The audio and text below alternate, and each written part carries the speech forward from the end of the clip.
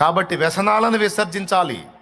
దేహాన్ని పాడు చేసుకునేవి ఏవైనా సరే మానుకోవాలి. అది అది ప్రసంగిలో చెప్పింది. వ్యాకులమును తొలగించుకొనుము, నీ దేహమును చెరుపుదాన్ని నీ యొద్ద నుండి తొలగించుకో. కాబట్టి ఇక ప్రభు దగ్గరికి బాప్తిస్మానికి వెళ్ళటానికి ముందే సిద్ధపడిపోయారు. అసలు ఏసై దగ్గరికి పోయిన తర్వాత సిగరెట్లు మానేశా, మద్యం మానేశా, ఇక వ్యసనాలు ఏవైతే ఉన్నాయో అవన్నీ మానుకున్నా తీర్మానం చేసుకున్నా. ఇంకెందుకు మరి అన్నీ మానుకొని వదిలేసుకున్నాను, ఇక క్రొత్త జీవితం కావాలనుకున్నాను. పాత జీవితంలో చచ్చిపోయాను, ఇంకెందుకు చచ్చినోడిని పాతేస్తే పోయిద్ది, నువ్వు చచ్చిపోయినోడిని ఉంచుకుంటే వాసన కొట్టిద్దిగా. అందుకని పాత జీవితంలో చచ్చినోడిగా పాతేయాలని బాప్తిస్మానికి పోయా. బాప్తిస్మంలో 2002 ఏప్రిల్ 17వ తారీఖున బాప్తిస్మం ద్వారా పాతోడు సమాధి చేయబడ్డాడు.